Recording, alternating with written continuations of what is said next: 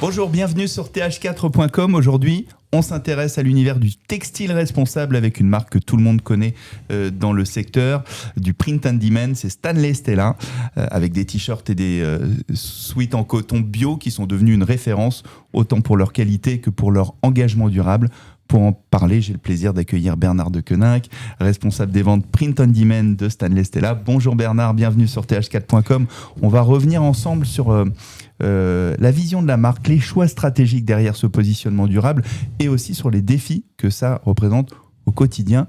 Bernard, pour commencer simplement, si tu devais résumer Stanley Stella en une phrase, qu'est-ce que tu nous dirais ? Je dirais que c'est une société innovante, c'est une société qui bouscule les codes du vêtement de mode, du vêtement d'image, qui a toujours voulu être un pionnier et faire en sorte qu'on voit les choses différemment. Aujourd'hui, le monde de la mode est un monde très polluant. Donc il faut responsabiliser la chaîne de valeur et faire en sorte qu'on arrive à faire porter le produit de manière plus durable et faire en sorte que les gens prennent conscience de l'impact écologique aussi de leurs actions. Vous produisez principalement en Asie du Sud. Comment est-ce que vous garantissez à distance que les pratiques locales respectent vos standards sociaux et environnementaux et vos valeurs ? Une bonne question. C'est simplement en étant sur place. On a une équipe de 35 à 40 personnes qui sont en permanence dans les usines. Donc, premièrement, on sélectionne les partenaires de production de manière drastique, je vais dire. Il faut qu'il y ait un alignement entre les valeurs de Stanley Stella et la vision à long terme de la production. Ça, c'est la première chose. La deuxième chose, c'est que c'est de créer un partenariat avec ces gens et de ne pas les voir comme des simples fournisseurs, en fait. Voilà, ouais. Exactement. Je donne un exemple. Notre manager, Jean, pendant le Covid, l'ensemble de la profession, beaucoup d'acteurs dans la profession ont diminué leur niveau de commande au cours du Covid. Et en fait, certains même ont annulé des commandes complètes auprès des fournisseurs. Et Stanley Stella a dit non, on est partenaire avec ces gens, on respecte, on continue à produire, même si on a trop de stock. Finalement, ce qui s'est passé, c'est qu'en fin d'année, quand personne n'avait de stock, nous, on était bien stockés. On pouvait répondre à la demande du marché. Donc voilà, c'est respecter ses partenaires. C'est un des exemples qui m'ont marqué. Parmi les valeurs de la marque, il y a la durabilité. Et la durabilité, ce n'est pas qu'une matière première. Comment est-ce que vous abordez chez Stanley Stella la conception d'un vêtement pour qu'il soit vraiment pensé à long terme ? Mais déjà, c'est de créer la meilleure coupe du produit, de faire en sorte que les gens aient envie de le porter. Ça commence par le design du produit. C'est de faire en sorte que les coloris soient des coloris tendance qui sont demandés par le marché. Et finalement, c'est d'intégrer dans tout ça aussi l'aspect qualitatif des matières et de faire en sorte que les gens disent « Ah !» j'ai envie de porter ce produit, il est sympa. Et donc, less is more est aussi un concept qu'on a depuis le début, c'est moins mais mieux. C'est tout. On peut peut-être se poser la question quand on se parle de développement durable, etc. Et puis finalement, et certains critiques pointent du doigt le fait que vous faites produire en Asie, loin de l'Europe. Pourquoi ne pas relocaliser au moins partiellement la production ? En fait, l'Asie, c'est un choix parce qu'on a une grosse expérience en Asie. Donc, de par notre expérience précédente, l'Asie nous permet d'avoir une expertise. Ensuite, on a fait des calculs aussi, de voir où on pouvait produire différemment.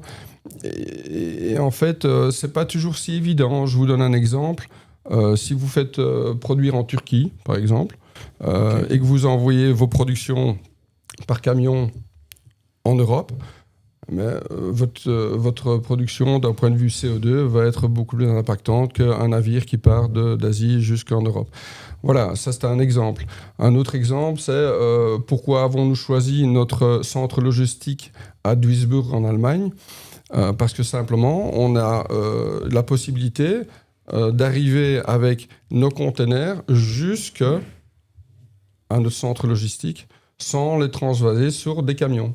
Donc, ils passent d'un grand bateau à un petit bateau qui arrive jusqu'à notre centre logistique en Allemagne. Donc voilà, de nouveau, l'impact écologique est pensé dans notre logistique. C'est optimisé en tout cas. C'est optimisé. Donc voilà, il y a plein de petits détails comme ça qui sont au jour le jour dans l'histoire de la marque et qui font penser, qui font réfléchir aux gens à leurs actions. Tu te retrouves au cœur du réseau de distribution en lien avec des milliers d'imprimeurs et de revendeurs. Comment est-ce que tu t'assures que leur démarche commerciale reste alignée avec celle de ta marque ? En ayant un contact permanent avec eux. C'est aussi simple que ça, c'est d'être sur le terrain, c'est de les visiter, c'est de comprendre leurs besoins, de comprendre ce qu'on peut apporter. Et c'est ensemble qu'on va faire changer les choses. Donc c'est vraiment une équipe, de nouveau, c'est une équipe qui fait que... Alors oui, s'il y a pas un alignement sur certaines valeurs, on en parle. Le tout, c'est d'aller dans la même direction ensemble. La transparence, c'est un mot qu'on entend beaucoup et puis qui est une valeur importante manifestement chez vous. Concrètement, comment est-ce qu'un client peut vérifier que ce que vous annoncez sur vos chaînes d'approvisionnement est vrai ? On publie les choses. Déjà, la première chose, c'est qu'on publie les choses, mais dans un niveau de détail assez remarquable, je veux dire. Non seulement la liste des personnes, des sociétés avec qui nous produisons en Asie, que les actions concrètes qu'on met en place. Et la transparence, c'est aussi ça, c'est de dire, voilà, je pense par exemple aux Mobile Hospitals. On a un projet qui est tous les jours, qui est en cours tous les jours, c'est-à-dire dans 44 villages, 180 000 personnes sont soignées par des docteurs et des infirmières qui vont de village en village et qui soignent les personnes surtout pour des problèmes de peau, puisque la qualité de l'eau qui est insuffisante crée des problèmes dermatologiques. Et donc voilà, c'est des exemples concrets qu'on met en place. On a aussi participé au financement de puits pour avoir une eau de meilleure qualité. On a aussi fait les grocery shops, c'est-à-dire que les travailleurs dans les usines ont la possibilité d'acheter des produits de base comme l'huile, comme le riz, etc., qu'ils utilisent en grande quantité à des prix inférieurs. Et la différence est financée par Stanley Stella. On a créé une fondation là-bas pour aider les communautés locales. Donc voilà, c'est des choses concrètes qui c'est redonner aussi à ces communautés ce qu'elles nous donnent.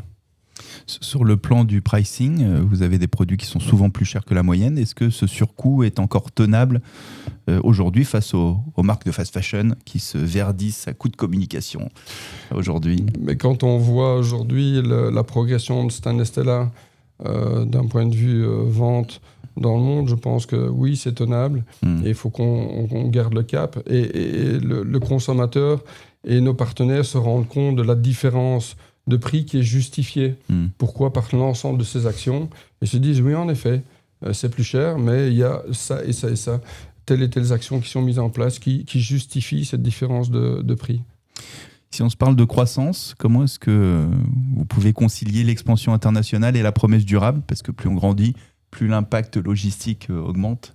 Forcément un peu, c'est mathématique. La première chose, c'est d'être local, c'est d'être le plus local possible, c'est-à-dire d'avoir le produit qui est le plus proche du consommateur final. La deuxième chose, c'est de s'appuyer sur notre expertise. Donc, on produit aujourd'hui en Asie. On a choisi d'aborder le marché américain, par exemple, avec notre production asiatique. Mais voilà, c'est de s'adapter à l'environnement changeant de manière à ce que l'impact écologique soit le moins grand possible. Merci. Bernard Deconinck. À très bientôt sur th4.com.